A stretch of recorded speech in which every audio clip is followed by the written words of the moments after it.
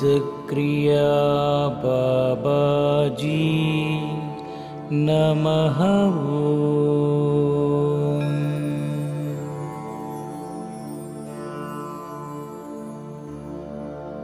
ओम सिद्धक्रिया बाबाजी नमः।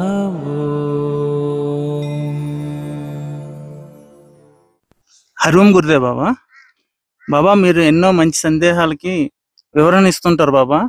అలాగే నా దగ్గర మరొక సందేహం ఉంది బాబా. మనిషి జీవనానికి ఆహారానికి ఏమైనా సంబంధం ఉంది బాబా? దాని గురించి ఏమైనా కొంచెం వివరణ ఇస్తారా? వెరీ గుడ్ నాన్న, ఇది చాలా మంచి ప్రశ్న. ఇంతకుముందు చాలాసార్లు చెప్పుకున్నాం మనం. ఆధ్యాత్మిక జీవనం అంటే సమతుల్యంగా బ్యాలెన్స్డ్ లివింగ్ అంటారు. అంటే మనసా వాచా కర్మణ మనం చాలా ఏ స్థితిలో ఉన్నాము, ఎక్కడ ఉన్నాము, ఎవరితో మాట్లాడుతున్నాము, అక్కడ అవసరమైన భావ ప్రకటన, ఇవన్నీ మనం సరిగ్గా అవగాహనతో మనం అక్కడ ప్రకటించుకోవాలి, వ్యక్తీకరించుకోవాలి. ఒక కూలివాడు ఉన్నాడంటే ఆ కూలి పనిలో అతను పూర్తిగా ఆ పనే జీవితం అన్నట్టుగా చేస్తారు చూడండి. కూలి పని చేసేవాళ్ళు, వాళ్ళ దగ్గర మనం చాలా నేర్చుకోవచ్చు. చిన్న వాళ్ళే అనుకుంటాం, వాళ్ళు పూర్తిగా ఆ పనిని ఏ పని ఇచ్చినా చేసేస్తారు. నేను కూలి మనిషిని అని ఈ పని ఆ పని లేదు, ఆనందంగా చేసేస్తారు. అలాగా అది నిజానికి చెప్పాలంటే ఆధ్యాత్మిక జీవనం. అలాంటి వాళ్ళు, ఆ స్థాయిలో ఉన్న వాళ్ళ ఆహారం చూడండి, వాళ్ళకి ఏది దొరికితే అది మహాప్రసాదంగా కడుపు నిండా తినటం. అంటే ఆ కష్టానికి తగ్గ శక్తి కావాలి కనుక ఆ శక్తి కోసం తినటం అనే పద్ధతిలో తినేస్తూ ఉంటారు. మనము రుచులు వెతుకుతాం, పదార్థాలు వెతుకుతాం, పప్పు ఉందా లేదా, కూర ఉందా లేదా, కూరలో ఉప్పు ఎక్కువ తక్కువ, వాళ్ళదేమీ చూడరు.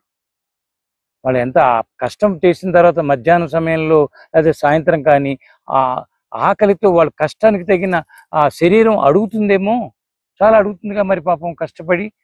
ఏది దొరికితే దాన్ని సంతృప్తిగా హాయిగా తినేస్తారు. మరొక భావన వెతుకులాట ఉండదు, పోల్చటం ఉండదు. అందుకనే ఆధ్యాత్మిక జీవనం అంటే ఆ వ్యక్తి తీసుకునే ఆహారం ప్రధానమైన అంశం అవుతుంది. ఆహారం చాలా ప్రధానమైనది. ఎందుకంటే ఆహారంలో మనం చెప్పుకుంటాం, ఇందులో సి విటమిన్ ఉంది, అందులో డి విటమిన్ ఉంది, ఇవన్నీ చెప్పుకుంటాం. ఒక్కొక్క పదార్థానికి ఒక విలువలు చెప్తాం. మరి ఆ విలువలు మనం చెప్పినప్పుడు ఆ విలువలన్నీ దేహానికి కావాలి కదా, దేహం మీద ప్రభావితం చూపిస్తాయి. ఏది ఎక్కువ అయిపోకూడదు. విటమిన్ మంచిదే కదా అని అతిగా విటమిన్లు ఎక్కువ ఉండే ఆహారం తీసుకోకూడదు. కారం కావాలి శరీరానికి, ఎంత కావాలో అంత ఇవ్వాలి. ఒక మిరపకాయ తింటే మంచిది, 10 మిరపకాయలు కూర వేసేసుకుని అబ్బా అంటే కారం బట్టి అసలు విరేచనాలు వస్తాయి. అందుకని సమతుల్య ఆహారం అన్నారు, సాత్విక ఆహారం అన్నారు. మనలో సత్వగుణం పెంచే ఆహారం, ఏది తప్పు కాదు. ఇక్కడ అన్ని భగవంతుడి సృష్టి, కానీ దాన్ని మనం ఎలాగ ఉపయోగించుకుంటున్నాం?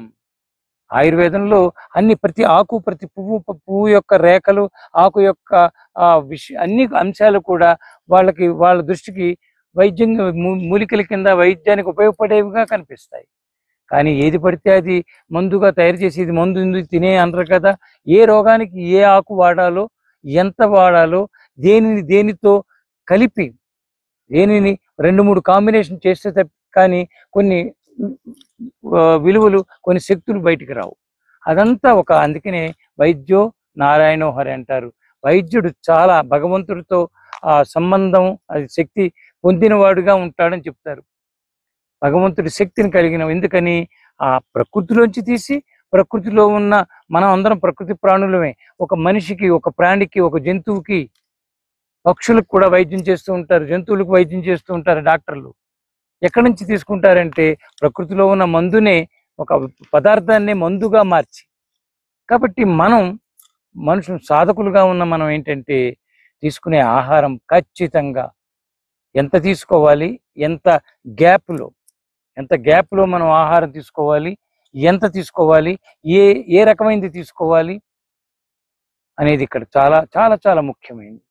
ఆహారం చాలా చాలా అక్కడే అసలు మనిషి చేస్తున్నాను కదా సాధన అంటాడు.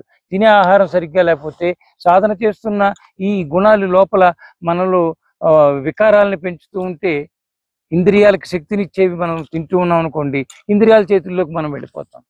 మన చేతుల్లో ఇంద్రియాలు ఉండాలి అంటే మన చేతిలో ఆహారం విధానం ఉండాలి, మన చేతిలోనే మాట విధానం, ఆ, మాట్లాడే పద్ధతి మన ఎరుకలో ఉండాలి. ఇవన్నీ మన కంట్రోల్లో ఉండి తీరాలి. కనుక ఆధ్యాత్మికానికి ఆహారం మొదటి మెట్టు, మొదటి స్టెప్ అక్కడ. అందుకని వారానికి ఒకసారి ఉపవాసం చేయమంటారు. ఉపవాసం ఏది తినకుండా కేవలం కొంతమంది మజ్జిగ తాగి ఉంటారు, మంచినీళ్ళు తాగి ఉంటారు. ఇలాగా ఏదో ఒక పదార్థంతో మనం నుంచి వారంలో ఒకరోజు కనీసం అలాగ ఉపవాసం అనే పద్ధతి, శరీరం ఒకసారి మళ్ళీ అది రిఫ్రెష్ అవుతుంది. అలాగా మనం ఆ పద్ధతి అనుసరించాలి. తినాలనుకున్నప్పుడు మనం ఖచ్చితంగా తినేదాన్ని విలువ, అక్కడ ఉడకబెట్టుకు తింటున్నామా, వేపుడుగా తింటున్నామా, అది కూడా మనకి ప్రభావం చూపిస్తుంది. ఆయిల్లో వేపుడు చేసి తింటే కొన్ని విలువలు పోతాయి, ఉడకబెట్టుకు తింటే కొన్ని విలువలు చక్కగా బాగా ఉంటాయి. ఒక్కొక్క పదార్థానికి మళ్ళీ అన్నిటికీ అది కాదు. ఇలాగా ఒక అవగాహనతో అయితే తినాలి, ఆహారాన్ని అవగాహనతో తినాలి. సాత్విక ఆహారం, మన సాత్విక గుణం ఉండాలంటే, తమో రజో గుణాలని గుణాలను డీల్ చేయాలంటే ఆహారం దగ్గరే, ఆహారం మాత్రమే. ఆ ఒక్కటి మనం జాగ్రత్త తీసుకుంటే గుణాలు సగం పైగా సెట్ అయిపోతాయి. తమో గుణం సెట్ అయిపోతుంది, రజో గుణం సెట్ అయిపోతుంది. సాత్విక ఆహారం చాలా చాలా చాలా అవసరం నాన్న. సత్వగుణం కావాలి మనిషికి. అలాని ఇక్కడ ఇంకోటి చెప్తున్నాను, సాత్వికుడుగా మందు తిన్న పాములాగా ఎవరొచ్చినా ఏం తెలీదు, నేను గట్టిగా మాట్లాడకుండా అలా ఉండమన్నారు. సాత్వికం అంటే ఏదో ఏమి తెలియని వాళ్ళలాగా అలా ఉండటం కాదు. అవసరార్థం కోపం వాడాలి, అవసరార్థం క్రోధం వాడాల్సి వస్తే వాడాలి, అవసరాన్ని బట్టి. అంటే మనం రెడీగా ఉండాలి. ఆయుధాలు ఇవన్నీ కూడా భగవంతుడు ఊరికే పెట్టాలి, అరిషడ్ వర్గాలు. వాటికి తగినట్టుగా మనం ఆహారం తీసుకోవాలి. వాటిని ఎప్పుడు ఎలా ఉపయోగించుకోవాలో ఎంతవరకు తీసుకోవాలి. ఏ ఒక్కటి మనల్ని డామినేట్ చేయకూడదు. ఏది కూడా అన్ని బలంగా ఉండాలి, మన ఆధీనంలో ఉండాలి. అలా మనం చూసుకుంటూనే ఆధ్యాత్మిక జీవనం అవుతుంది. ఆహారం ప్రధానం ప్రధానం ప్రధానం. హరి ఓం గురుదేవ్ నాన్న.